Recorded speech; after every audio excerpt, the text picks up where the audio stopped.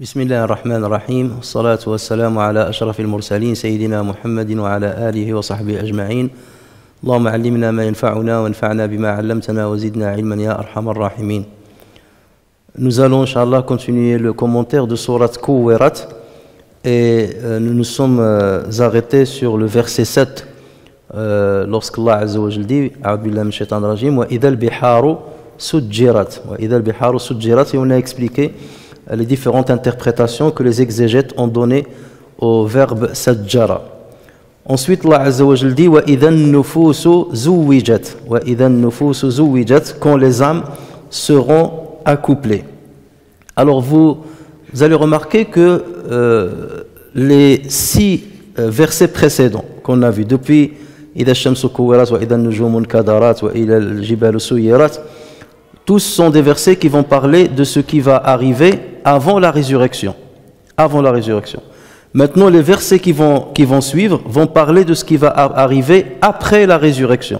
Donc il y a bien une logique qui a été respectée dans la succession de ces conditions-là, de ces conditions de simultanéité temporelle. Si ceci arrive, lorsque ceci arrive.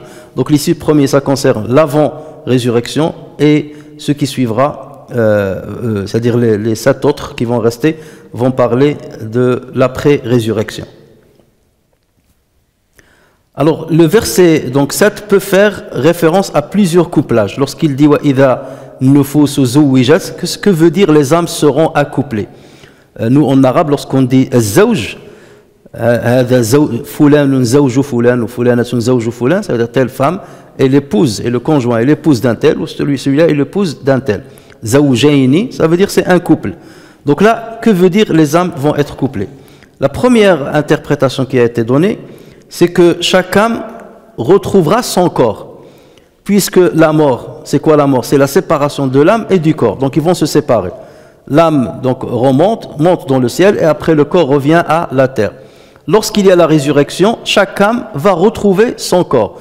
Donc c'est ça le couplage des âmes avec leur corps que Allah Azza wa Jalla va ressusciter, bien entendu sous une nouvelle forme pour l'au-delà.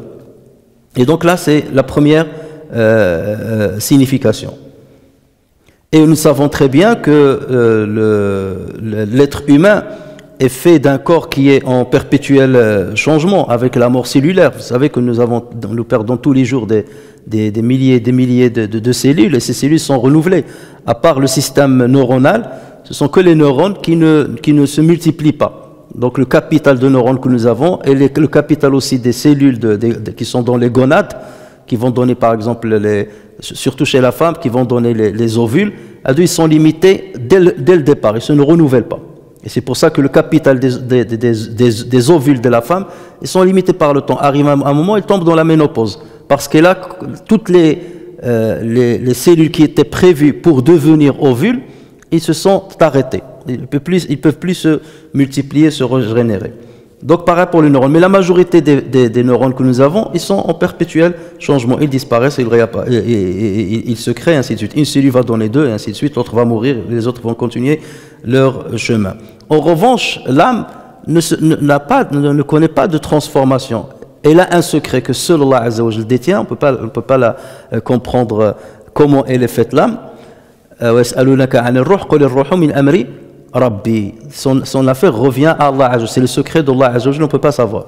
Mais le corps, bien entendu, il va disparaître, les cellules vont mourir, du moins la majorité des cellules, mais peut-être qu'il y a des cellules qui se trouvent dans le coccyx, qui vont continuer de vivre sous une forme que Allah Azza wa Jalla sait, et après c'est à partir de cette cellule-là que la multiplication se refera pour redonner le corps, un nouveau corps, qui va être couplé à l'âme qui lui correspondait. Ça c'est la première interprétation de wa idhan nufusu zuwijat. La deuxième interprétation, c'est que lorsque les personnes qui se ressemblent se retrouvent ensemble, en couple. Couple, c'est pas forcément marié, ils se retrouvent ensemble. Les personnes qui se ressemblent se retrouvent ensemble. Ça veut dire les bons avec les bons et les mauvais avec les mauvais. Les croyants avec les croyants, les non-croyants avec les non-croyants. Les musulmans sont en groupe, ceux qui avaient suivi Jésus en groupe, ceux qui avaient choisi Moïse en groupe, chaque communauté à part. Et le prophète sallallahu alayhi wa sallam, dans plusieurs hadiths, il a dit les communautés m'ont été présentées. Et je voyais parfois un prophète avec une seule personne qui le suit, un prophète avec personne qui le suit, un prophète avec une grande communauté qui le suit, et la plus grande des communautés était la communauté musulmane. Donc c'est ça, tazwij. Donc chaque groupe va se rencontrer selon la foi qu'ils avaient ou la mécréance qu'ils avaient. Et c'est pour cela que Allah Azza wa Jalla a dit Uhshuru alladhina zalamu wa azwajahum wa ma kanu ya'buduna min dunillah. Rassembler ceux qui étaient injustes, ceux qui étaient transgresseurs, ainsi que azwajahum. Ça veut dire quoi azwajahum? Ça ne veut pas dire leurs épouses, comme certains vont penser. Parce que imagine, tu peux trouver quelqu'un qui est non-croyant, ou qui est despote, ou qui est transgresseur, et son épouse, elle est croyante. C'est l'exemple même de Pharaon.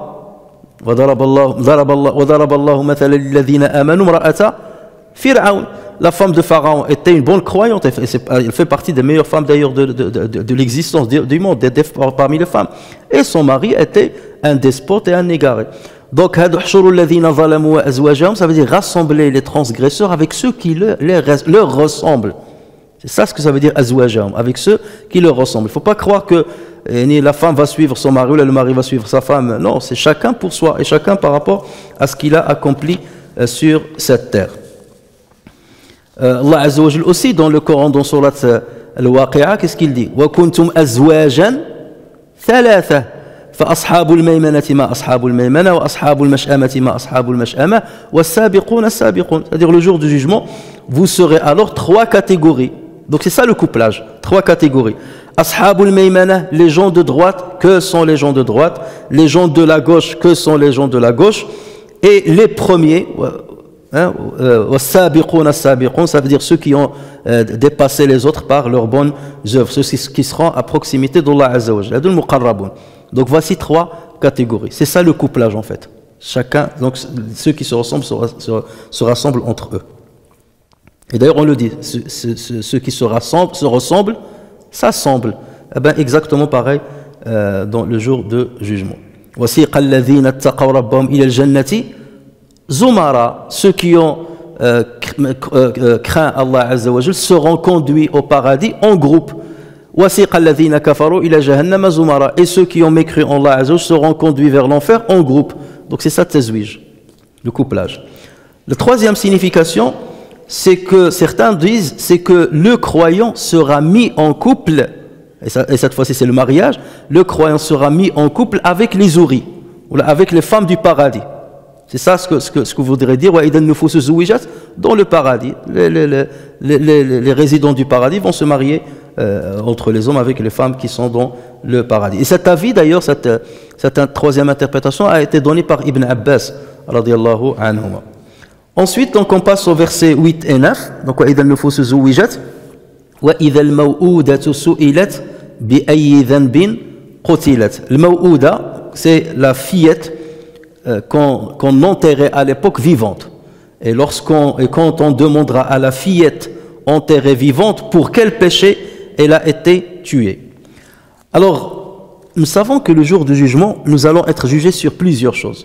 Nous allons être jugés sur notre foi, nous allons être jugés sur notre pratique religieuse, notre prière, notre jeûne, sur notre comportement, ainsi de suite. Mais ici, Allah, imaginez, cette sourate fait partie des premières sourates, comme on a dit, qui ont été révélées. Et Allah Azza wa Jalla, ici, il parle d'un détail qui est très important, par lequel il va bousculer les consciences de l'époque. C'est qu'il va parler de cette pratique abominable qui existait à l'époque des Arabes, à l'époque, c'est qu'on enterrait les filles vivantes. Parce que les gens avaient honte d'avoir des filles, ne voulaient pas avoir des filles, donc ils les enterraient vivantes. Ils privilégiaient les garçons par rapport aux filles. Il y avait une discrimination à ce niveau qui était très répandue. Mais Allah Azza wa Jalla, dès le départ de l'islam, il a montré que c'est quelque chose d'abominable et c'est une chose sur laquelle ils vont être questionnés. Et dans cette sourate, il commence par ça. Lorsqu'il a parlé après la résurrection, on aurait pu entendre qu'il parle il va vous questionner sur votre foi, sur comme dans sourate Al-Mutaffifin, Allah Azza wa Jal, Ala yadhunnu ulaika annahum mab'uthuna ila yawmin 'azim, ils vont être questionnés sur quoi? Sur tatfif, sur comment on appelle tatfif? Sur la fraude dans la mesure ou la fraude dans le volume. Donc vous voyez ce qui peut paraître comme un détail.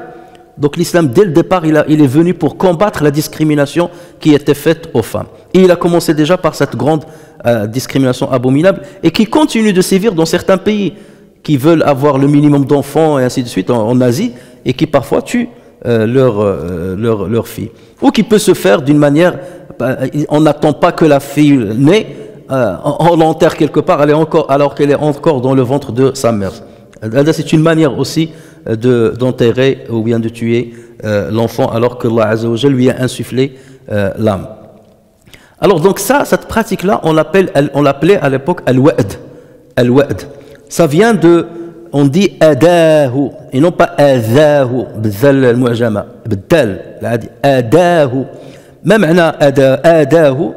adahu, ça veut dire athqalahu, il l'a alourdi. C'est ça ce que ça veut dire adahu. Il l'a alourdi. Et c'est de là que vient l'ouad. Ça veut dire quoi? Ça veut dire qu'on va alourdir le corps de cette jeune fille qui est vivante avec la terre pour l'étouffer et pour qu'elle meure, étouffée. Donc ça vient de là, au niveau littéraire, le mot de l'ouad. Alors à l'époque, certaines tribus, ce qu'elles faisaient, c'est que lorsque la femme arrive à terme et lorsqu'elle veut accoucher, on creusait, on la ramène à un endroit et on creusait dans la terre un trou.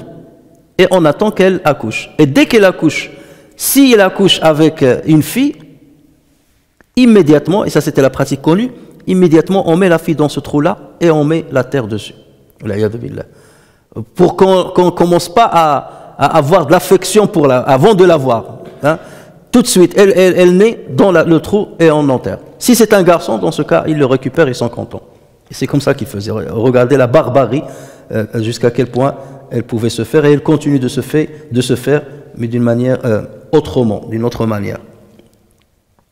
Et c'est pour ça que Allah Azza wa Jalla dit dans le Coran, وَإِذَا بُشِّرَ أَحَدُهُمْ بِالْأُنْثَى ظَلَّ وَجْهُهُ مُسْوَدًّا وَهُوَ كَظِيمٌ يَتَوَارَى مِنَ الْقَوْمِ مِنْ سُوءِ مَا بُشِّرَ بِهِ أَيُمْسِكُهُ عَلَى هُونٍ أَمْ يَدُسُّهُ فِي التُّرَابِ أَلَا سَاءَ مَا يَحْكُمُونَ. Et lorsqu'on annonce à l'un d'eux une fille, son visage s'assombrit et une rage profonde l'envahit. Il se cache des gens à cause du malheur qu'on lui a annoncé. Pour eux, c'était un malheur de leur annoncer que c'est une fille qui est née. Doit-il la garder malgré la honte ou l'enfuira-t-il dans la terre? Combien est mauvais leur jugement, dit Allah Azza wa Jalla.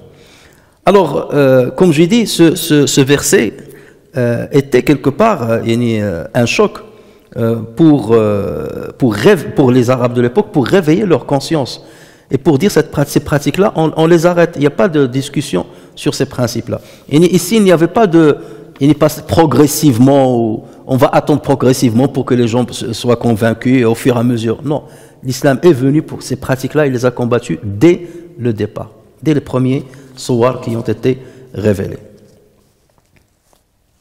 Alors on considérait à l'époque en fait que le garçon, en grandissant, le garçon pouvait s'occuper de lui-même. Il pouvait travailler, chercher de l'argent et même s'occuper de ses parents lorsqu'ils vieillissaient ou lorsqu'ils ont un handicap. En revanche, on considérait que la fille est une charge. Donc pour eux, elle ne va pas s'occuper d'elle-même. Et donc c'est pour cela qu'ils n'aimaient pas garder les filles. Et d'autant plus aussi que dans cette période-là, il y avait les combats, les guerres entre eux. Et donc on emprisonnait des gens. Et donc les captifs, on les prenait, et surtout les captives, on les prenait, on les réduisait à l'esclavage. Et donc c'était honteux de savoir que sa fille est entre les mains d'un homme et qui va abuser d'elle et tout ça. Donc pour éviter cette honte quelque part, il préférait tuer l'enfant, la fille, dès sa naissance. Et c'est pour cela que Allah Azza wa Jalla a annoncé ceci. Il a dit وَلَا تَقْتُلُوا, et quelle que soit la raison. Vous n'avez pas le droit de tuer vos enfants.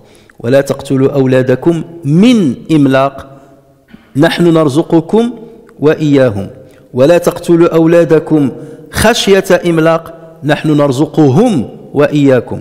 Regardez, il y a une petite nuance entre les deux.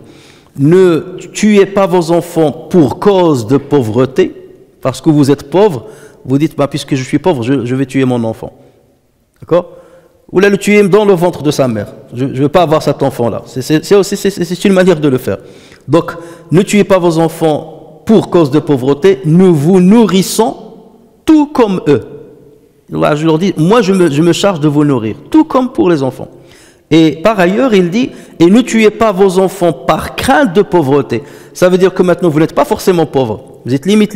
Et vous avez peur d'avoir un enfant et que vous ne puissiez pas subvenir à ses besoins. Il te dit, oui, mais j'ai 3 enfants et le 4e, je risque de ne pas subvenir à ses besoins. Et ne tuez pas vos enfants par crainte de pauvreté. C'est nous qui attribuons leur subsistance ainsi que la vôtre. Vous voyez ici, il a commencé par la subsistance des enfants parce que ça, c'est la crainte de devenir pauvre. Dans l'autre verset, c'est par pauvreté, donc il leur dit, je subviendrai à vos besoins d'abord et ensuite aux leurs. Donc cette petite nuance-là est très importante. Et les Arabes de l'époque disaient, ni'ma as-sihru al-qabr, ni'ma as-sihru al-qabr, qu'il est bon, le gendre, la tombe. Qu'il est beau le gendre, la tombe. C'est-à-dire lorsqu'il mettait sa fille dans la tombe, il disait, mon gendre c'est la tombe. Il a étouffé ma fille, donc c'est mon gendre. Il est bien ce gendre-là. Imaginez jusqu'à quel point on arrivait. Alors, ce ne sont pas bien entendu tous les Arabes qui pratiquaient cet assassinat ou ce crime abominable, mais certaines tribus arabes, parmi lesquelles il y avait la tribu de Rabi'a, il y avait la tribu de Kinda et la tribu de Banu Tamim. On rapporte qu'un homme qui s'appelait Qais ibn Asim al-Minqari avait enterré 8 de ses filles. Imaginez la dureté du cœur, 8 de ses filles. Mais après, il s'est converti à l'islam, en l'an 9 de l'Hégire, un an avant la mort du prophète sallallahu alayhi wa sallam. Mais le prophète était très content de la conversion de cet homme-là. Et il a dit d'ailleurs à son propos, Hada sayyidu ahli al-wabar. Cet homme-là, c'est le maître des gens de l'wabar. L'wabar, c'est la peau du chameau. On l'appelle l'wabar. Donc il a dit ça, celui-là c'est le maître des gens de l'wabar parce que c'était des éleveurs connus, des grands éleveurs de chameaux, très connus pour ça. Et il faisait partie de Banu Tamim, donc cette tribu aussi qui commettait ce crime-là. En revanche, les tribus de Quraysh, les familles de Quraysh ne commettaient pas ce crime-là.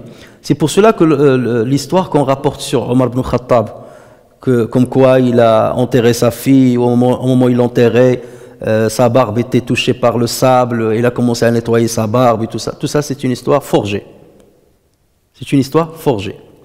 Jamais Omar ibn Khattab n'a enterré sa fille. Donc parfois on cite ce récit-là dans les Jumu'ah et tout ça pour attendrir le cœur, mais bien entendu on n'a pas le droit de mentir sur des compagnons si on n'a pas des preuves tangibles. Il y avait des compagnons comme donc Qais ibn Asim al-Minqari. Donc lui il s'est converti à l'islam, on connaît son histoire, donc à ce niveau-là il n'y a pas de problème. Mais Omar ibn Khattab jamais il ne l'a fait. Faraz Daqada, c'est un grand poète arabe. Lui il avait un grand-père qui s'appelait Sa'sa'a ibn Najiyah. L'homme, qu'est-ce qu'il faisait avant l'islam? À chaque fois qu'il voit quelqu'un qui veut enterrer sa fille, il lui dit pourquoi tu veux l'enterrer? Il lui dit mais ça, ma fille, moi je suis pauvre, vers nous ramener la pauvreté. Il lui dit tu la gardes en vie et je te donne deux de mes meilleurs chameaux. C'était sa manière. Et donc c'est une expiation. Je donne 2 chameaux, ne tue pas l'enfant. Et avoir 2 chameaux à l'époque, c'est quelque chose. C'était parmi les meilleurs biens matériels qui existaient de l'époque. Alors on rapporte qu'il a sauvé comme cela 360 filles. Il y a qu'il a dû donner 720 chameaux en rançon pour ne pas tuer des fillettes. Et cela, il accomplissait avant l'arrivée de l'islam. Et cet homme-là, il s'est converti aussi à l'islam, Sa'sa ibn Najiyah, et c'est lui qui a rapporté un hadith du prophète. Il a rapporté qu'un hadith sur le prophète, le hadith dans lequel le prophète dit « Man damina li ma bayna lihyayhi wa bayna rijlayhi wa rijlayhi damintu lahu al-jannah » Celui qui me garantit ce qu'il y a entre ses 2 lèvres et ses 2 jambes, je lui garantirai le paradis. Donc c'était Sa'sa ibn Najiyah. Et le Farazdaq, son petit enfant, qui était un poète, il se vantait de ce que faisait son grand-père, et il disait ce vers-là, il disait « Wa minna alladhi mana'a al-wa'idati wa ahya al-wa'ida falam yu'adi » Et parmi, donc il disait, parmi nous, en parlant de son grand-père, et parmi nous, il y a celui qui empêchait d'enterrer vivantes les filles, il leur a ainsi donné vie et ne furent pas enterrés. Et donc, regardez, pour montrer l'abomination de ce crime, Allah Azza wa Jalla a utilisé une syntaxe, très belle syntaxe au niveau rhétorique. Il a dit وَإِذَا الْمَوْءُودَةُ سُئِلَتْ بِأَيِّ ذَنْبٍ قُتِلَتْ. Lorsque la jeune fillette enterrée sera questionnée, pour quel péché on t'a tué? Il aurait pu dire, lorsqu'on questionnera le criminel, ou là, le père, pourquoi tu as enterré ta fille? Quel est le péché que la fille a commis pour que tu l'enterres? D'accord? Alors, c'est aussi bien si on le dit de cette manière-là. Mais pour lui donner encore plus de force, imaginez, c'est la petite fille qui sera questionnée le jour du jugement. Ça veut dire que Allah va la faire parler. Alors qu'il a été enterré, il n'était pas encore en âge de parler. Il va la faire parler, déjà d'une. Deuxième chose, une fillette de cet âge-là, lorsqu'elle va répondre, est-ce qu'elle va mentir? Elle ne pourra pas mentir. D'accord? Elle ne pourra pas mentir. Alors que lorsqu'on pose la question à un adulte, pourquoi tu as fait ça? Il peut toujours trouver des excuses là. D'accord? Même bien entendu, le paradis, on ne peut pas trouver d'excuses. Mais à supposer, mais là pour montrer la force et l'abomination de ce qui est passé, c'est la question. On va dire à la petite, lorsqu'on va dire, quel est le péché que tu as commis pour être enterrée vivante? Imaginez son père qui est à côté en train de voir. Donc ça veut dire, si on pose la question à ma fille, elle va dire bien entendu la réponse, j'ai pas commis de péché. Et j'avais pas l'âge de commettre de péché. Et il n'y avait aucune raison pour qu'on m'enterre vivante. Donc vous imaginez le père, l'effroi dans lequel il va être et la peur dans laquelle il va être, plutôt que de lui poser la question directement. Donc ça, c'est un style qui montre la beauté, justement. Déjà, le passage, il est beau, de poser la question à la fille plutôt qu'à son père, de poser la question à la victime plutôt à l'injuste. Et ceci, c'est dans, on le retrouve quelque part lorsque Allah Azza wa Jal posera une question qui ressemble à cela à Isa alayhi salam. Allah Azza wa Jal dit وإذ قال الله يا عيسى ابن مريم أأنت قلت للناس اتخذوني وأمي إلهين من دون الله قال سبحانك ما يكون لي أن أقول ما ليس لي بحق إن كنت قلته فقد علمته تعلم ما في نفسي ولا أعلم ما في نفسك إنك أنت علام الغيوب. Donc rappelle-toi le moment où Allah dira. Donc il va poser une question à qui? À Isa alayhi salam. Rappelez-vous quand Allah Azza wa Jal dira le jour du jugement, ô Jésus, fils de Marie, est-ce toi qui as dit aux gens, prenez-moi ainsi que ma mère pour deux divinités en dehors d'Allah? Donc il ne va pas poser la question à ceux qui ont dit, pourquoi vous avez adoré, vous avez pris Jésus comme divinité? Non, on va poser la question à Jésus. Allah je sais que Jésus ne l'a jamais dit. C'est quelque part pour ne pas même pas leur donner la chance de trouver une excuse. Lorsque lui il va dire je ne l'ai jamais dit, donc après on va leur dire vous avez quelque chose à dire? Ils ne peuvent pas dire non, si il l'a dit. Et vous allez démentir un prophète? Comme là, est-ce que le père va démentir sa petite fille? Lui dire non, elle est menteuse? Vous voyez ce que je veux dire? Donc là c'est pour le mettre dans la gêne, le père. Et ici aussi c'est pour mettre ceux qui ont pris Isa alayhi salam pour une divinité, le mettre dans une gêne.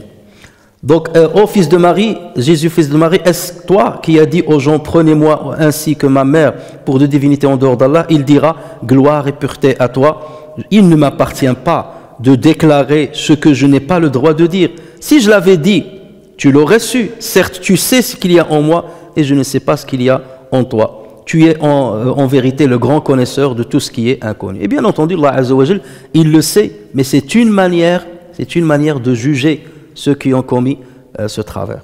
Et c'est exactement le même style qui va être utilisé pour la fille qui a été enterrée. Donc deux choses abominables. Enterrer la fillette vivante et rendre Jésus divin. Donc, parce que ce sont des actes graves, donc la manière où la question va être posée, elle sera posée à celui qui a subi l'injustice. Ensuite, Allah Azza wa Jalla Ensuite, Allah Azza wa Jalla dit wa idha as-suhufu nushirat. quand les feuilles seront déployées. Ici, les feuilles de quoi? Les feuilles du livre dans lequel sont consignées nos œuvres. Lesquels livres? Dans Surat qui va suivre. Surat Al-Mutaffifin va parler. Kalla inna kitab al-fujjari la fi sijjin. Kalla inna kitab al-abrari la fi illiyin. Le kitab, le détail, il est dans la sourate juste avant. Les feuilles là seront déployées. Ça veut dire le livre. Pourquoi ils seront déployés? Pour que l'on puisse les lire. Au départ, le livre il est fermé, donc tu ne peux pas lire. Lorsqu'on va le déployer, quelque part, c'est pour dévoiler ce qu'il y a été consigné dedans. Donc là, imaginez les gens qui attendent leur livre, qui vont se dévoiler tout ce qu'ils ont fait, comme bienfaits, ainsi que comme méfaits. Et Allah Azza wa Jal, cet événement-là de déploiement des livres, il le répète souvent dans le Coran. Allah Azza wa Jal dit بل يريد كل امرئ منهم أن يؤتى صحفا منشرة. Donc il y a وإذا الصحف نشرت منشرة نشرت. Chacun d'eux voudrait plutôt qu'on lui apporte les feuilles tout étalées. Allah Azza wa Jal dit aussi وكل إنسان ألزمناه طائره في عنقه ونخرج له يوم القيامة كتابا يلقاه منشورا. هذه الصحف نشرت. Donc, au cou de chaque homme, nous avons attaché son œuvre, et au jour de la résurrection, nous lui sortirons un écrit qu'il trouvera déroulé. Il va le trouver déroulé, donc il n'y a qu'à lire ce qu'il y a dedans. Lis ton écrit. Iqra kitabak. Lis ton livre. Kafa bi nafsika al-yawma alayka hasiba. Aujourd'hui, tu te suffis d'être ton propre comptable. Donc, lis ce qu'il y a dedans, toi-même. Parce que ce sont tes œuvres. Et là, il est déployé, donc il est prêt à être lu. Ensuite, Allah Azza wa Jalla dit wa idha as-sama'u kushitat, et quand le ciel sera écorché. Al-kasht, ça veut dire quoi le kasht en arabe? Le kasht, c'est le fait d'enlever la peau à un animal. Sauf qu'il y a un autre synonyme qu'on appelle as-salkh. Néanmoins, as-salkh en arabe, on l'utilise lorsqu'il s'agit des bovins et des ovins. On parle de salkh. Mais en revanche, lorsqu'il s'agit des chameaux, on parle de l'kasht. D'accord? Donc le kasht, quelque part, il est un peu beaucoup plus général. Donc là, il s'agit d'une métaphore. Lorsqu'on dépecera, lorsque le ciel sera dépecé. C'est pour ça que la traduction sera écorchée, c'est à peu près le même sens. Donc l'écorchage ou bien le dépeçage, c'est à peu près le même sens. Alors, comment le ciel va-t-il être dépecé? C'est là où on ne sait pas. Allahu a'lam. Mais Allah Azza wa Jalla, il utilise des termes qui se rapprochent de ce que nous comprenons. Mais en recherchant dans le Coran, on va trouver on trouve déjà Ida sama'u nshaqqat. Ça, on l'a déjà vu. Lorsque le ciel sera fissuré. Mais là, c'est pas fissuré, c'est que le début. Lorsqu'il y a des fissures. C'est comme lorsque tu vas dépecer une bête. Qu'est-ce que tu fais? Tu commences par faire des incisions. D'accord? Tu fais des incisions et ensuite tu commences à le dépecer. N'est-ce pas? Donc là, on peut imaginer que d'abord le ciel va être fissuré et ensuite il va être écorché. Comment cet écorchage va être fait? Si on voit dans une autre sourate, Allah Azza wa Jalla dit Yawma natwi as-samaa'a ka tayyi as-sijilli lil-kutub ou lil-kitab, selon les lectures. Yawma natwi as-samaa'a ka tayyi as-sijilli lil-kutub kama bada'na awwala khalqin nu'iduhu wa'dan 'alayna inna kunna fa'ilin. Le jour où nous plierons le ciel. At-tay, c'est le pliage. Le jour où nous plions le ciel.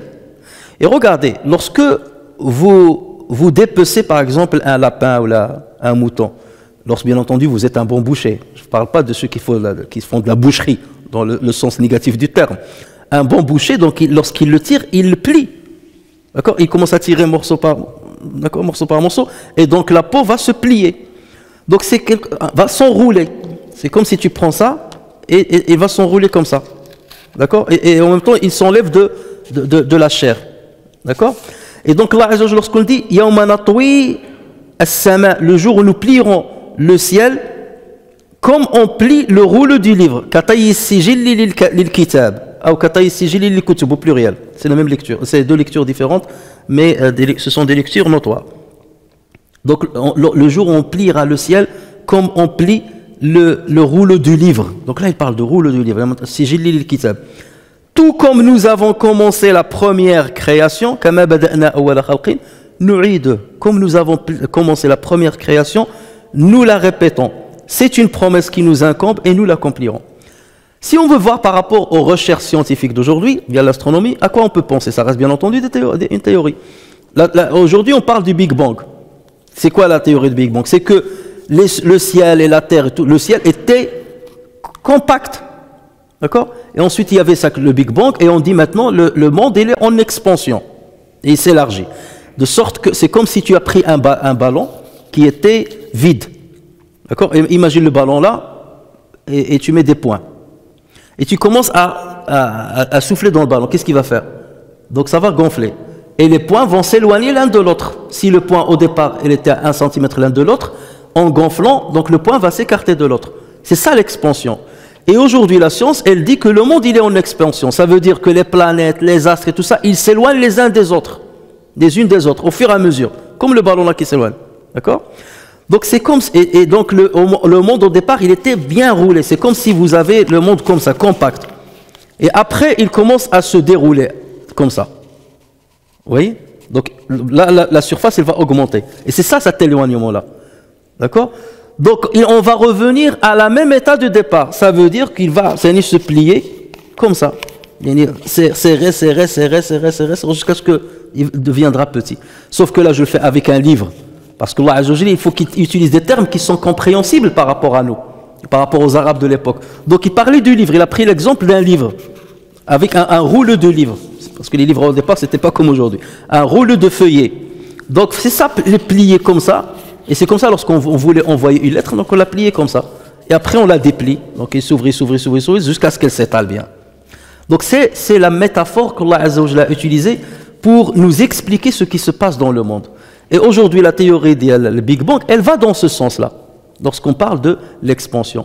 Mais là, le Coran, ce qu'il nous dit, c'est que cette expansion ne va pas rester éternellement comme ça. Non, arrivera un moment où elle s'arrête et on va revenir à l'état initial.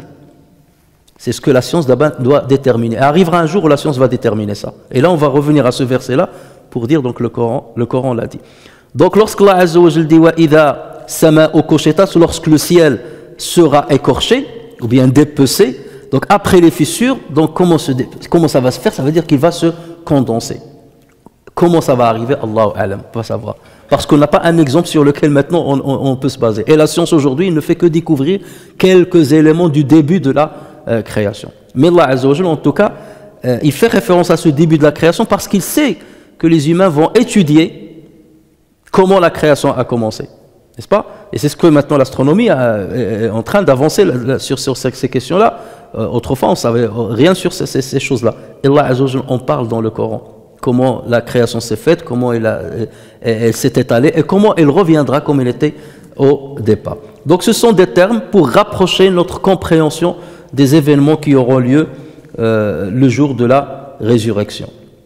Alors, pour une minorité de savants, rappelez-vous tout à l'heure, je vous ai dit, les 6 premiers versets c'était avant la résurrection et ceux qui viennent après, c'est après la résurrection. Parce que la fillette qui va être questionnée, ça c'est quand? C'est après la résurrection. D'accord? C'est après la résurrection. Mais certains disent non. Pour ce détail-là, ce verset-là, il va arriver avant la résurrection. La majorité dit c'est après la résurrection. Ça veut dire, avant la résurrection, c'est seulement c'est seulement les fissures. Et après la résurrection, il y a le kasht. Mais en revanche, d'autres ils disent non. En fait, ce verset-là fait référence à un événement qui arrivera avant la résurrection, mais Allah Azza wa Jalla l'a cité avec les événements qui vont arriver après la résurrection. Pourquoi? Parce que lorsqu'il a cité wa idha as-suhufu nushirat, lorsque les livres seront déployés, ça c'est après la résurrection. Donc imaginez, les livres seront déployés, livres. Et là, il a mis ce verset-là, wa idha as-sama'u kushitat, parce que ça ressemble à cette question du livre que je vous ai cité qui est dans une autre sourate. Yawma natwi as-sama'a katayyi sijilli lil kutub. D'accord? Donc ils ont dit c'est pour concorder entre ce verset-là, les feuillets seront déployés et le ciel sera quelque part plié. D'accord? C'est dans ce sens-là qu'il l'a mis ici. Ça, c'est une minorité qui le dit, mais les autres, ils disent non. Ça, c'est un événement qui est différent de certains événements qui arriveront au ciel avant la résurrection. Ça, c'est après la résurrection. Et c'est pour cela que Allah l'a cité dans cette deuxième partie des événements temporaires, de la succession temporelle des événements. Ensuite, Allah dit وَإِذَا الْجَحِيمُ سُعِّرَتْ, et quand la fournaise sera attisée. Quand la fournaise sera attisée. Donc, toujours, c'est après la résurrection. Alors, le Jahim pour nous, c'est le nom qu'on donne à l'enfer, à Nar. Mais à la base, le Jahim, il se dit de quoi? Le Jahim, le terme arabe, il se dit du bois qu'on allume, mais du bois qu'on superpose en plusieurs niveaux. Vous posez le bois comme ça, enfin, vous le posez comme ça, vous le posez comme ça, en plusieurs étages, et ensuite vous allumez le feu. C'est ça ce qu'on appelle Al-Jahim. C'est le feu qui émane d'un amas de bois qui a été superposé en plusieurs étages. D'accord? Ça, c'est au niveau de l'arabe littéral, l'origine arabe. Mais tellement le Coran, il a emprunté ce terme-là, et il l'a donné comme un qualificatif ou une identité de l'enfer. Et depuis, donc, la connotation religieuse de ce terme-là est devenue Jahannam, ça veut dire l'enfer. Voilà. Et c'est pour montrer que le feu va être ardent. Et d'ailleurs, même maintenant, lorsqu'on vous dit, si vous voulez bien allumer un poêle à bois, vous savez, ceux qui ne savent pas allumer le poêle à bois, ils te disent, mets-le en plusieurs étages. Pose maintenant deux bûches comme ça, ensuite comme ça, ensuite comme ça, ensuite comme ça, et après, mets le feu, et là, ça tient très très bien et c'est facile. Voilà, comme quoi le Coran, lorsqu'on étudie le Coran, on peut prendre des informations même sur la vie courante et des choses. Voilà. Donc, donc elle sera attisée. Donc attisée, on sait de quoi il s'agit. Pourquoi elle sera attisée? C'est pour se préparer à accueillir ses résidents. Et d'ailleurs, dans d'autres versets, Allah a dit, on entendra de loin, on entendra l'attisement. On entendra même la colère de l'enfer, même on entendra la voix de l'enfer. Lorsque cet attisement va se faire, il y a une voix qui va échapper. Et imaginez, une voix qui fait peur. Il y a le feu qui brûle. Donc imaginez lorsqu'on entend l'enfer de loin. De loin, on va entendre qu'elle se prépare. Et ensuite, donc vous voyez, là, il nous met en scène.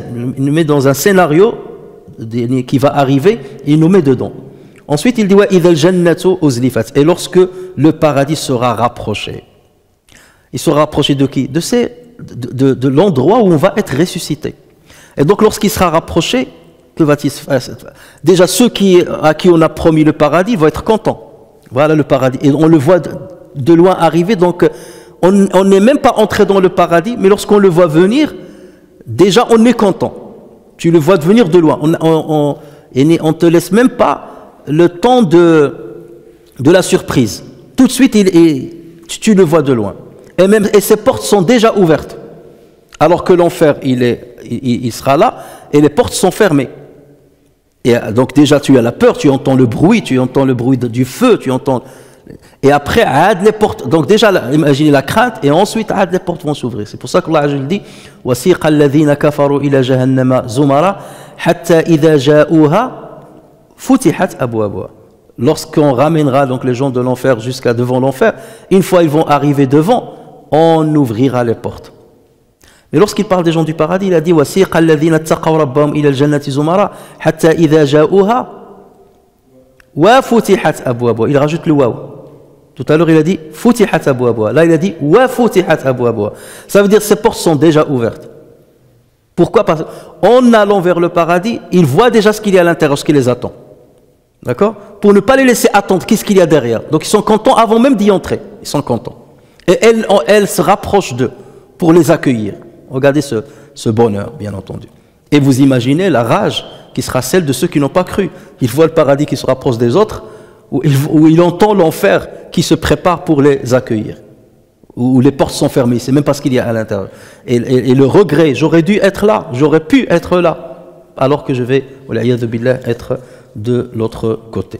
وَإِذَا الْجَنَّةُ أُزْلِفَتْ عَلِمَتْ نَفْسٌ مَا أَحْضَرَتْ. Ça c'est la réponse à toutes les phrases, les 13 phrases qui sont passées, 13 versets qui sont passés. Parce que regardez, إذا الشمس كورت وإذا النجوم انكدرت وإذا الجبال سيرت وإذا العشار عطلت وإذا. Donc vous voyez, إذا 13 fois. إذا, tu dis, qu'est-ce qui va arriver? Lorsque ceci arrivera, c'est quoi la réponse? Quel est l'événement dont Allah va parler? C'est celui-là. علمت نفس ما أحضرت. Chaque âme saura ce qu'elle a présenté. Donc, tout ça arrive, chaque âme saura ce qu'elle a présenté. Regardez lorsqu'on a vu Surat Al-Infitar, d'accord? La Surat qui est juste après. On a déjà vu. Dans Surat Al-Infitar, Allah Azza wa Jalla, qu'est-ce qu'il dit? Il dit وَإِذَا الْقُبُورُ بُعْثِرَتْ عَلِمَتْ نَفْسٌ مَا قَدَّمَتْ وَأَخَّرَتْ. عَلِمَتْ نَفْسٌ مَا قَدَّمَتْ. Chaque âme saura, lorsque les tombeaux se retourneront, chaque âme saura ce qu'elle a avancé et ce qu'elle a retardé. On a déjà expliqué ça. Ici, il ne dit pas ce qu'elle a avancé, ce qu'elle a retardé.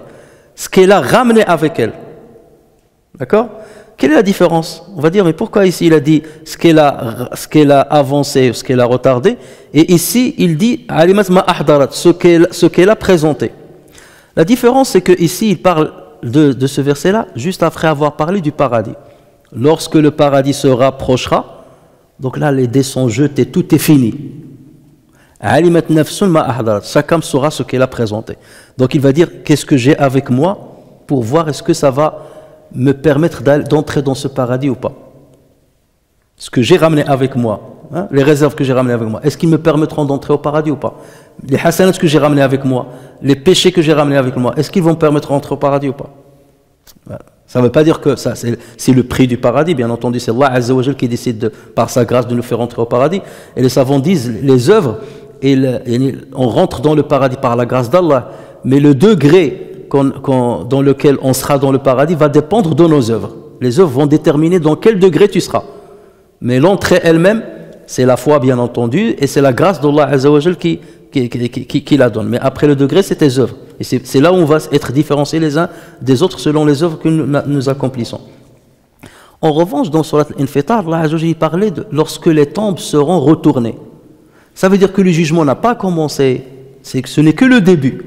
Lorsque les tombes seront retournées, à peine on sort des tombes, alimat nafsun ma qaddamat wa akhara. Tout de suite, je vais penser à ce que j'ai avancé et ce que j'ai retardé. On a déjà expliqué ce que j'ai fait et ce que j'aurais dû faire, ou ce que j'ai différé et je n'ai pas accompli. J'ai dit, je vais plus tard le faire. Ça, j'ai avancé et ça, je vais le faire plus tard. Parce que le jugement, il est encore tardif et l'entrée au paradis ou l'enfer, il est encore tardif. Donc c'est pour ça qu'il a dit qaddamat wa akharat. At-ta'khir, ça veut dire le retard. Et dans l'autre verset, il parlait encore de la tombe, parce que l'entrée dans le paradis ou l'enfer est encore en retard. Donc vous voyez le retard ou le retard. Alors qu'ici, ça y est, on est devant le paradis, ça y est, tout est prêt. D'accord? Donc dans ce cas, c'est seulement ma ahdarat, ce que j'ai ramené avec moi. Je ne vais pas penser à ce que ma akharat. Le regret il est déjà passé, tout d'abord, tout est fini. Donc c'est cela la différence, la nuance qu'il y a entre les deux versets. Ensuite, la deuxième partie de la sourate. Donc tout ça c'était le qasam, c'était la succession des événements temporels. Lorsqu'il y aura ça, chaque âme saura ce qu'elle a présenté. Ensuite, Allah Azza wa Jalla va commencer un sermon.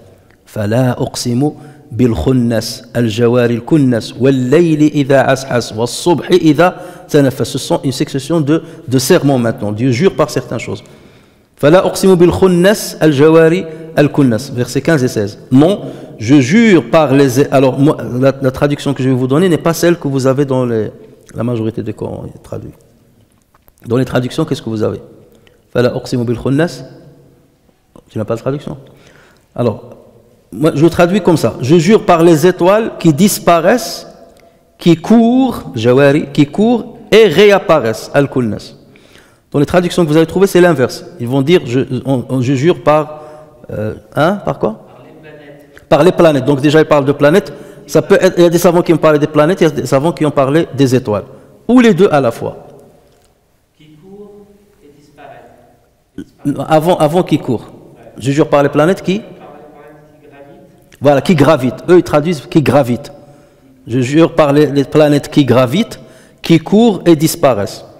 Alors la traduction qui est la meilleure, c'est je jure par les étoiles, ou les planètes aussi, pas de problème, qui disparaissent, qui courent et réapparaissent. Et on va voir pourquoi sa traduction est meilleure. Pour la majorité écrasante des savants, il s'agit ici d'une métaphore, qui ne parle pas parce qu'on va voir la signification de l'khunnas et le kunnas. Donc il s'agit en fait d'une métaphore qui fait référence aux étoiles ou bien aux planètes. Al-khunus, là il dit al-khunnas. Lorsqu'on cherche dans l'arabe, al-khunus, c'est quoi? C'est la disparition des regards. Lorsque quelqu'un disparaît des regards, on dit qad khanas. Hein? قل أعوذ برب الناس ملك الناس إله الناس من شر الوسواس الخناس qui disparaît. D'accord? Mais à la base c'est ça. Al-khunus, ça veut dire disparaître des regards. Et d'ailleurs le prophète sallallahu alayhi wa sallam dit dans un hadith الشيطان يوسوس إلى العبد فإذا ذكر الله خنس. الشيطان il insuffle les mauvaises pensées au serviteur et si ce dernier invoque Dieu, الشيطان il disparaît. Khanas, ça veut dire il disparaît.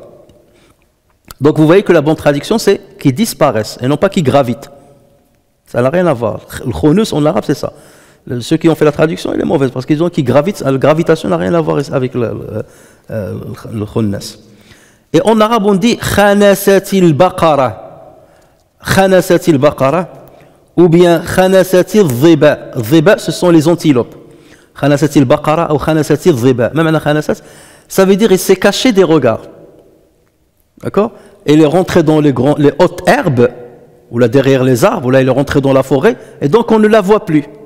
On sait qu'elle est là, mais en tout cas, elle a disparu des regards. Elle est là, mais je ne peux pas la voir. C'est ça la signification exacte, littéraire de Khanasa.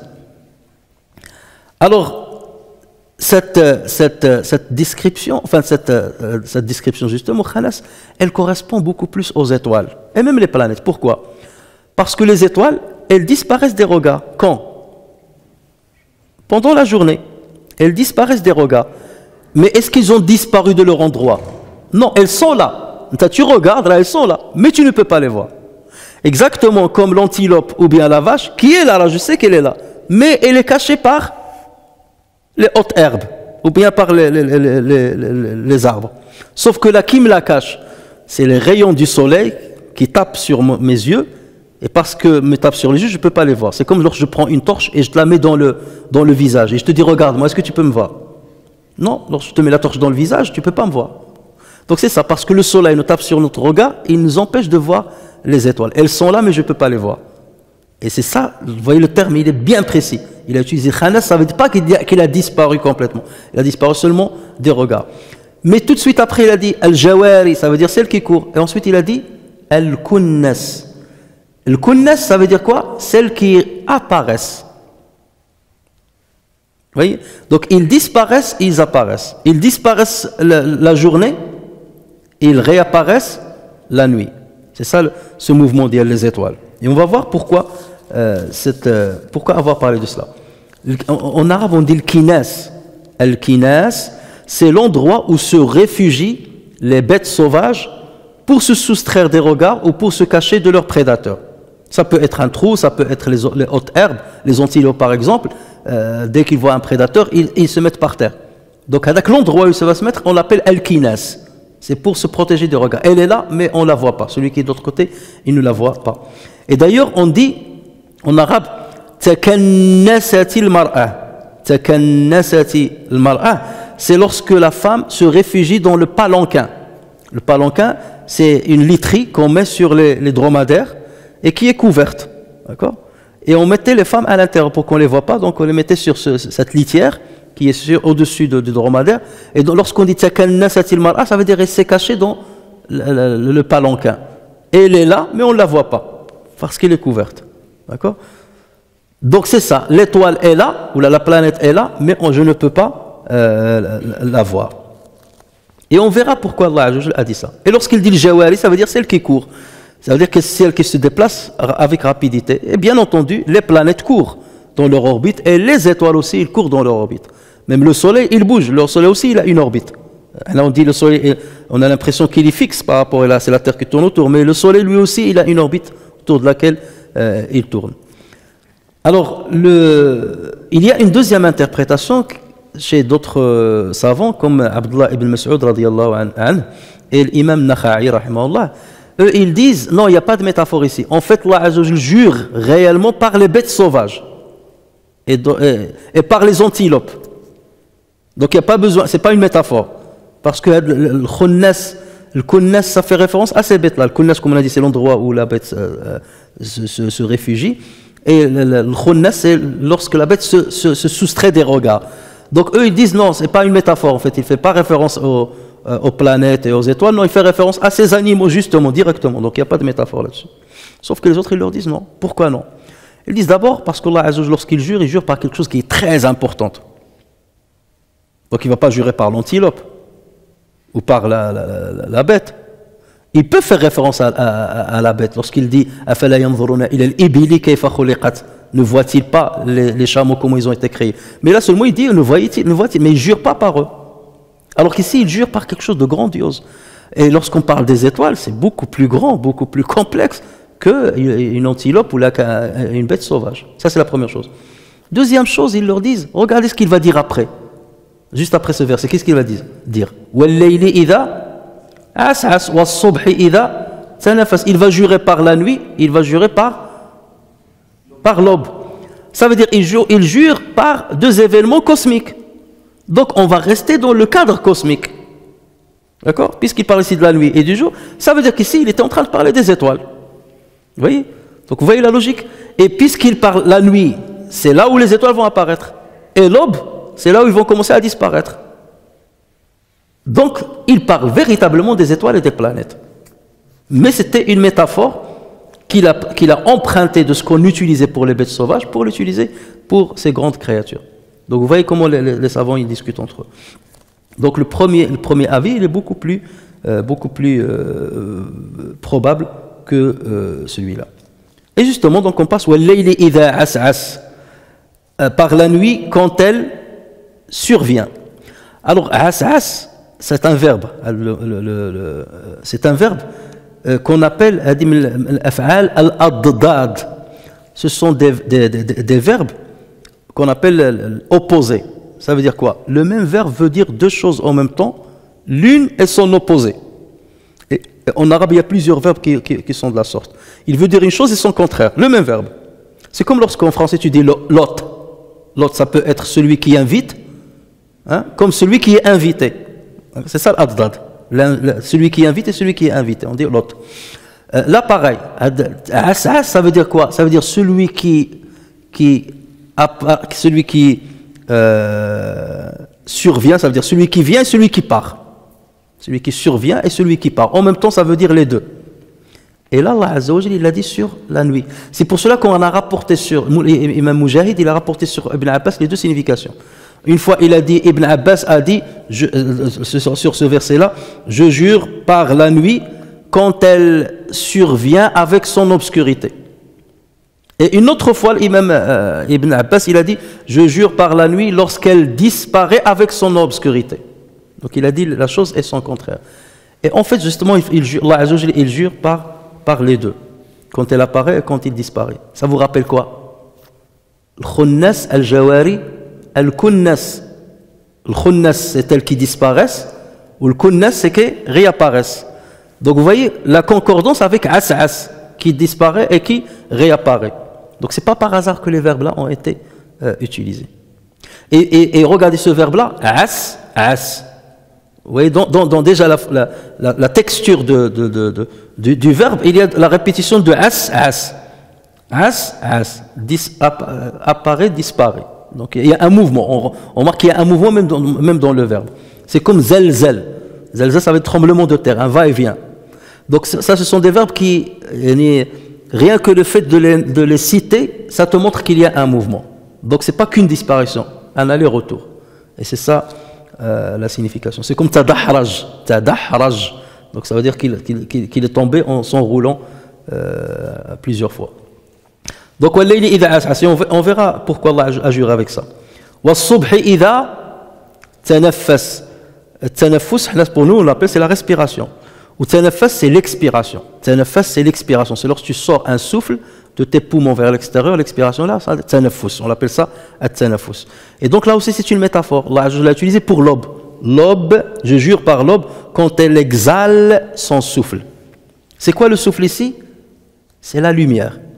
Je jure par l'aube, quand il propage, il commence à propager sa lumière. Et cette lumière, elle sort d'où? Elle sort des ténèbres, de l'obscurité.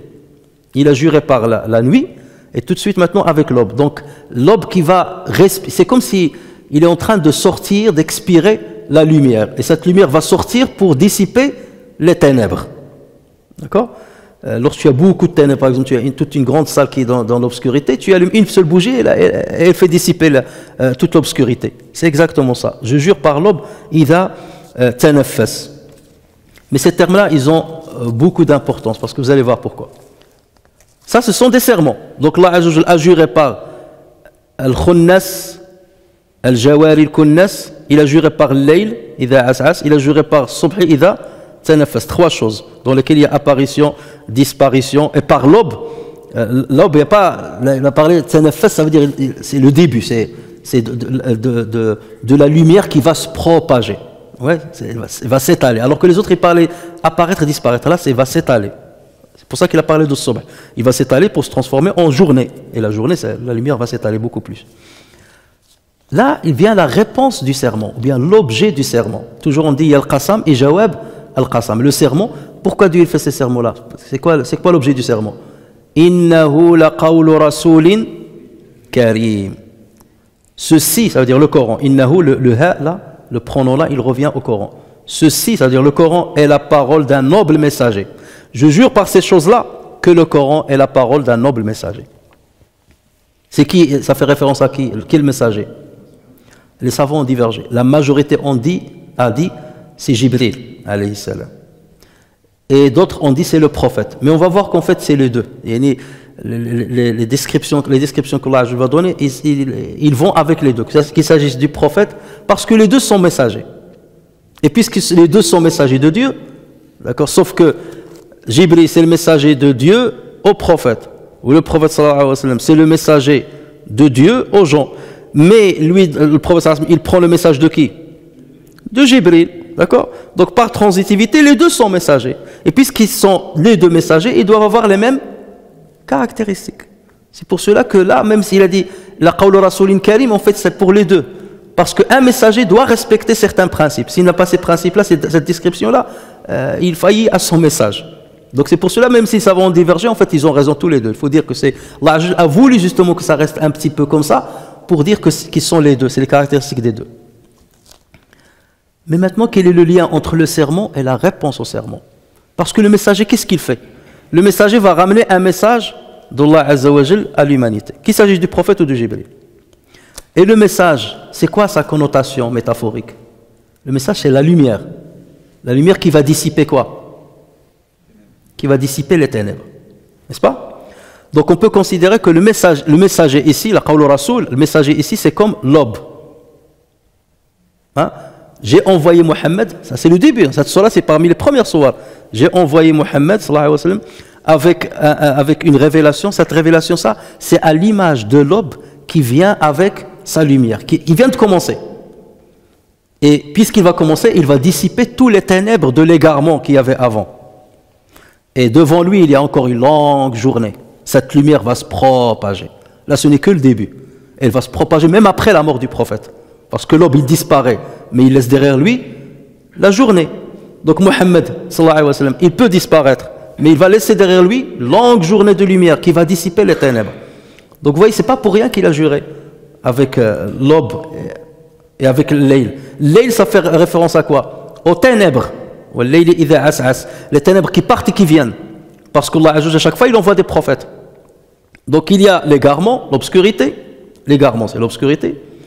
Ensuite, là, on voit un prophète. La lumière apparaît. Le prophète disparaît. Sa communauté falsifie le message. Après, on retombe dans les ténèbres une deuxième fois. Un autre prophète arrive. Il ramène un peu de lumière. Sa communauté falsifie le texte. Après, on retombe dans... Donc c'est ça. Il apparaît et il disparaît. Il apparaît et il disparaît.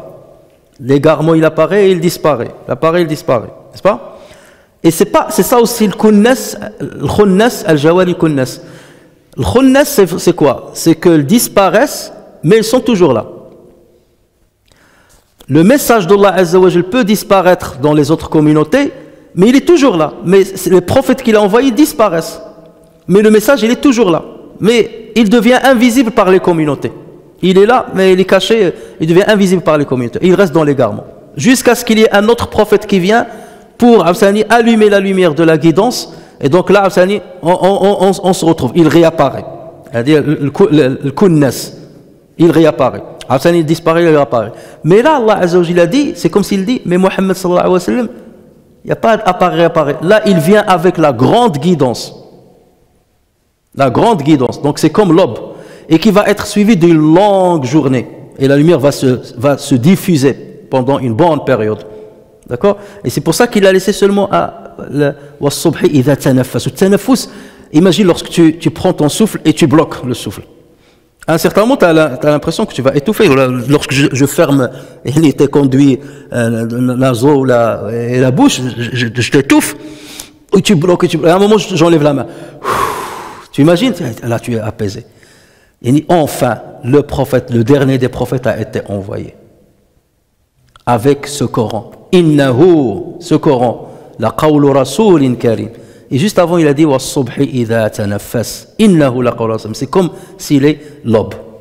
Donc vous voyez, c'est ces secrets-là qu'il faut rechercher. Le lien entre le sermon et l'objet du sermon. C'est pas par hasard qu'il choisit al-kunnas. C'est qu'il faut comprendre pourquoi. Il faut lire d'abord la suite pour revenir et dire ah, maintenant je vois le lien. C'est pas par hasard qu'il a juré de ça. Il n'a pas juré par autre chose. Il n'a pas juré par la lune ou comme il le fait ailleurs. Et là-bas aussi, lorsqu'il fait des sermons, il y a toujours un lien entre le sermon et l'objet du sermon. Ce par quoi il a juré et ce sur quoi il a juré. Il y a toujours un lien. Ensuite, Allah Azza wa Jalla va citer 5 descriptions de ce messager, qu'il s'agisse de Jibril alayhi salam ou de Muhammad sallallahu alayhi wa sallam. Innahu la qawlu rasoulin yash karim, noble. Dhi quwwa, qui est fort. Inda dil arshi makin, auprès du maître du trône, il a une grande valeur. Al-makana, makin, ça veut dire il a le makana, il a une grande valeur. Dhi quwwatin inda dil arshi makin. Muta'in thamma, il est obéi là-bas. Donc lorsque c'est Jibril alayhi salam, il est obéi par les anges. Muhammad sallallahu alayhi wa sallam, il est obéi par ses compagnons et par ses suiveurs. Muta'in thamma, amin. Amin, ça veut dire il est digne de confiance. Donc vous voyez, les 5 descriptions qu'il a citées, on peut les donner à Muhammad sallallahu alayhi wa sallam comme on peut les donner à Jibril alayhi salam. Lorsqu'il parle, voilà, c'est le verset 20 au verset 21. Doué d'une grande force et ayant un rang élevé auprès du maître du trône, obéi là-haut et digne de confiance. Alors pour certains exégètes, comme j'ai dit, certains disent donc Mohammed, d'autres disent Jibril alayhima as-salam. Donc Karim, noble, ça veut dire d'une grande valeur. Les deux sont nobles. Rasul sallallahu alayhi wa sallam, rajulun karim, et Jibril alayhi salam, malakun karim.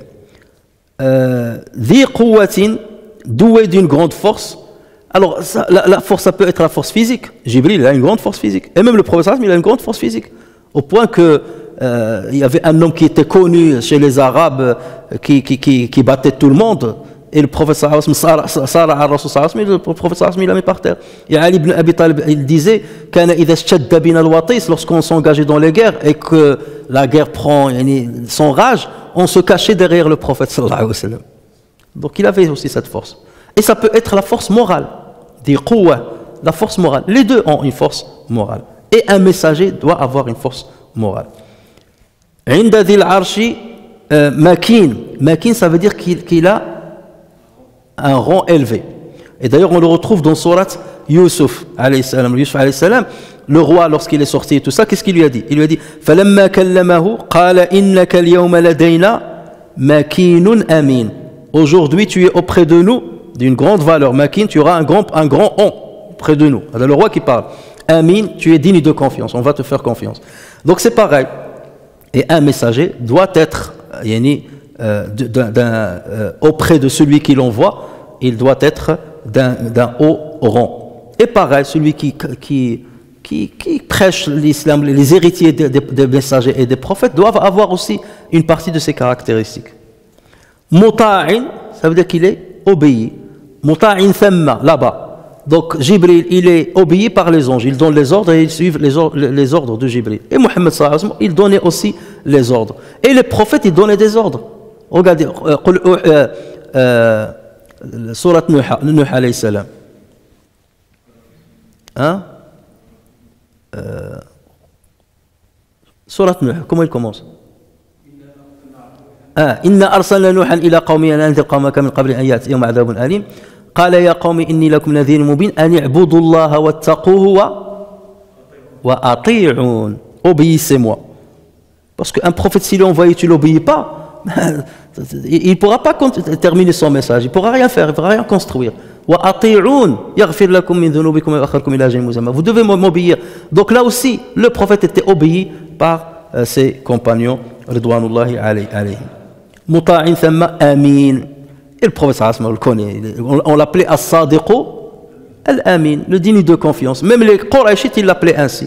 Et Jibril alayhi salam aussi est digne de confiance. Lorsqu'Allah lui donne le message, il le transmet tel que Allah lui a dit de dire. Donc digne de confiance dans ce qu'on lui confie. Donc les deux vont sur le prophète. Ensuite, verset 28, il dit Wa ma sahibukum bimajnoun. Votre compagnon n'est nullement fou. Parce que eux, justement, ils accusaient le prophète sallallahu alayhi wa sallam d'être un fou. Ils disaient, invente-t-il un mensonge contre Allah ou bien est-il fou? Aftara ala Allahi kadhiban am bihi jinna. Aftara ala Allahi kadhiban am bihi jinna. Invente-t-il un mensonge contre Allah ou bien est-il fou? Donc là, il leur répond, il n'est pas fou. Votre compagnon n'est pas fou. Pourquoi il dit votre compagnon? Ça veut dire vous le connaissez. Vous l'avez accompagné pendant une longue période. Depuis qu'il était enfant, vous le connaissez. Depuis qu'il est né, vous le connaissez. C'est maintenant, après, 40 ans après, que vous dites maintenant qu'il est fou, qu'il est majnoun et tout ça. Alors que vous l'appeliez Sadiq al-Amin, le véridique, le digne de confiance. Il est sahibukum, c'est pas un étranger, il est vu qui est venu de nulle part. Non, il était avec vous, il a grandi avec vous. Donc vous êtes plus à même d'avouer qu'il est Amin et que c'est quelqu'un de confiance. وَلَقَدْ رَآهُ بِالْأُفُقِ الْمُبِينِ. Il l'a effectivement vu au clair horizon. Donc là, وَلَقَدْ رَآهُ, là il parle, là il n'y a pas de divergence, c'est que Mohammed sallallahu alayhi wa sallam a vu Jibril. Il a vu Jibril بِالْأُفُقِ الْمُبِينِ, au clair horizon. Et ça on le sait, le prophète sallallahu alayhi wa sallam, combien de fois il a vu Jibril alayhi salam dans sa forme réelle, angélique? 2 fois. La première fois, Ghar Hira, il n'était pas sous sa vraie forme. Ou la majorité de fois, comme on a dit, Jibril alayhi salam, il venait sous la forme de Dihya al-Kalbi, d'un compagnon. Mais il l'a vu 2 fois. Une fois, au début de la révélation, juste après le Fatra, la révélation s'est arrêtée, et après il l'a vu justement dans le ciel, sur un trône, et il a dit, il a caché l'horizon. Il l'a vu d'une manière directe. Et la deuxième fois, l'Isra ou le Mi'raj. Donc voilà les 2 fois où il l'a vu. Donc là, Allah Azza wa Jalla dit وَلَقَدْ رَآهُ بِالْأُفُقِ الْمُبِينِ. Et d'ailleurs, ce détail-là, on le retrouve encore plus détaillé dans Surat An-Najm. إِنْ هُوَ إِلَّا وَحْيٌ يُوحَى عَلَّمَهُ شَدِيدُ الْقُوَّةِ. هاي القوة. علمه, en parlant de Jibril, علمه شديد القوة ذو مرة, ça veut dire quelqu'un qui a une force. ذو مرة فاستوى وهو بالأفق الأعلى ثم دنا فتدلى فكان قاب قوسين أو أدنى فأوحى إلى عبده ما أوحى ما كذب الفؤاد ما رأى. Ce n'est rien d'autre qu'une révélation inspirée que lui a enseigné l'ange Gabriel à la force prodigieuse, doué de sagacité. C'est alors qu'il se montra sous sa forme réelle, alors qu'il se trouvait à l'horizon supérieur. Donc voilà, il parle encore de l'horizon ici. Puis il se rapprocha et descendit encore plus bas et fut à 2 portées d'arc, très proches, ou plus près encore. Il révéla à son serviteur ce qu'il révéla, le cœur n'a pas menti en ce qu'il a vu. Donc il n'a répété que ce qu'il a réellement vu, il n'y a pas de mensonge là-dessus. Ensuite, le verset 24, وَمَا هُوَ عَلَى الْغَيْبِ بِضَانِينَ. Et il ne garde pas avarément pour lui-même ce qui lui a été révélé. Le ghaib, c'est la révélation qui va nous informer sur l'inconnu. Voilà ce qu'il y aura dans l'au-delà, le paradis, l'enfer, le jugement, tout ça c'est le ghaib. الذين يؤمنون بالغيب. Donc le ghaib c'est ce qui est invisible ou ce qui est inconnu. Donc le Coran nous fait part de le ghaib. Alors Allah Azza wa Jalla te dit وَمَا هُوَ عَلَى الْغَيْبِ بِضَانٍ. C'est-à-dire ce prophète-là, lorsqu'il reçoit l'information relative à ce qui est inconnu, il ne la garde pas pour lui-même. مَا هُوَ عَلَى الْغَيْبِ بِضَانٍ. Il ne la garde pas pour lui-même. Mais il vous la transmet parce qu'il est amin. Donc il est digne de confiance, et quelqu'un qui est digne de confiance, il fait parvenir l'amana à sa destination. Donc il ne vous cache rien. Tout ce qu'il vous dit c'est réel, c'est pas lui qui l'a forgé. Tout ce qu'il vous a dit comme information, c'est réel. Et Dani, ça a été lu aussi, et c'est une lecture notoire, Vanin, Vanin, et il y a Danin. Et ceci n'est point, et ce Coran, et ceci n'est point la parole d'un diable banni, où allez-vous donc? Donc là aussi c'est une réponse à ceux qui disaient c'est un djinn qui lui ramène ces informations. C'est les diables qui lui ramènent ces informations. Allah je lui dis non, ça ne peut pas être les informations d'un shaitan rajim qui est banni. Où allez-vous avec vos mensonges? Où allez-vous après toutes les preuves que je vous ai ramenées? Où allez-vous? Vous ne pouvez pas aller loin comme ça. On va dire c'est une réprimande. Cette question, c'est une interrogation de réprimande. In huwa illa dhikrun lil alamin. Ceci n'est qu'un rappel pour l'univers, ou là pour les mondes. L'alamin, comme on a dit, ça a plusieurs significations. Ça peut être pour les djinns et les humains, l'univers, pour les djinns et les humains. Ça peut être pour les humains, mais à travers différentes générations. Parce qu'on a dit l'alamin, ça peut être l'alam d'aujourd'hui, l'alam de demain, ou l'alam d'après-demain. Donc ça devient l'alamin. Ça veut dire pour les êtres humains, génération après génération. Ce n'est pas que la génération du prophète. Ce Coran-là, c'est un rappel pour les générations qui vont venir. Et c'est un rappel, c'est un rappel de quoi? C'est un rappel qui va vous montrer comment invoquer Dieu, la supplication, comment évoquer Dieu. C'est un rappel qui va vous faire des exhortations, vous rappeler le droit chemin, le mauvais chemin, vous rappeler ce qui vous attend dans le-delà. C'est dans ce sens-là qu'il est un rappel pour l'alamin. In huwa illa dhikrun lil alamin liman sha'a minkum an yastaqim. Pour celui d'entre vous qui veut suivre le droit chemin.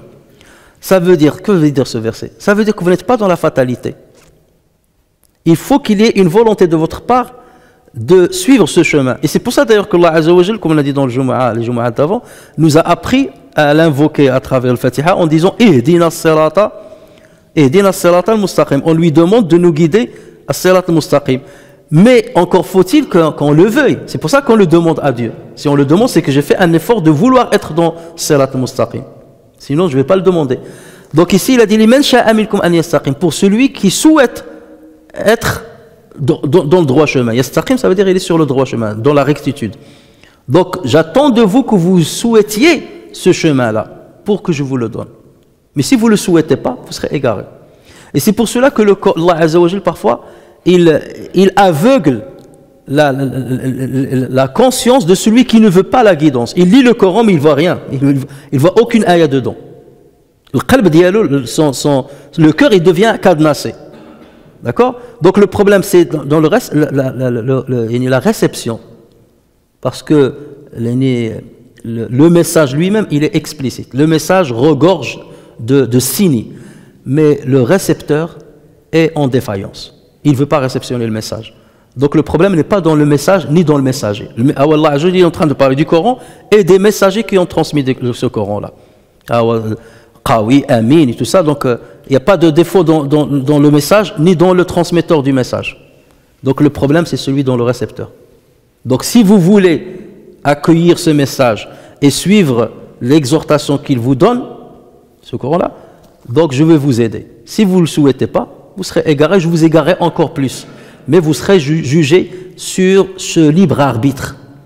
Nous, on a un libre arbitre dans ce domaine de foi. Il y a des domaines où on n'a pas le libre arbitre. Ton cœur, tu ne le maîtrises pas. Tu n'as pas le libre arbitre dans ton cœur, ou le moment où tu vas naître, le moment où tu vas mourir, ainsi de suite. Tu n'as pas le libre arbitre. Mais concernant la volonté de s'engager dans le chemin de Dieu, tu es responsable. C'est pour ça qu'Allah Azza wa Jalla dit وَالَّذِينَ اهْتَدَوْا زَادَهُمْ هُدًى. Ceux qui se sont guidés, il leur rajoutera encore plus de guidés. Donc ils commencent au moins le premier pas, et Allah Azza wa Jalla leur facilite les pas qui vont suivre. لِمَنْ شَاءَ مِنْكُمْ أَنْ يَسْتَقِيمَ. Et le dernier verset وَمَا تَشَاءُونَ إِلَّا أَنْ يَشَاءَ اللَّهُ رَبُّ الْعَالَمِينَ. Mais vous ne pouvez vouloir que si Allah veut, lui, le Seigneur de l'univers. Puisqu'il a dit c'est Dhikru lil Alamin. Aussi lui, le Seigneur de l'univers. Hein? Rabbul Alamin. Dhikru lil Alamin. Ou qui est Rabbul Alamin? C'est Allah Azza wa Jalla. Donc c'est lui qui détient la maîtrise de ce monde-là. Et de ceux qui habitent dans ce monde-là. Donc là, il dit Mama tasha'un, vous ne pouvez vouloir que si Allah veut. Et ne pensez pas un instant que vous êtes indépendant par votre volonté. Alors après tout, c'est moi qui vous ai donné cette volonté. C'est moi qui vous ai donné la possibilité de choisir entre la guidance ou pas. J'aurais pu faire de vous des anges. Et vous n'aurez pas le choix. J'aurais pu faire de vous des êtres, des animaux, tout ça, qui n'ont pas parfois le choix. Ou là, une pierre qui n'a pas le choix. Ou là, un astre qui n'a pas le choix. Mais c'est moi qui ai voulu vous donner une part de volonté. Donc votre volonté est tributaire de la mienne. وَمَا تَشَاءُونَ إِلَّا أَنْ يَشَاءَ اللَّهُ. Mais ça n'empêche pas que vous avez une responsabilité dans le choix.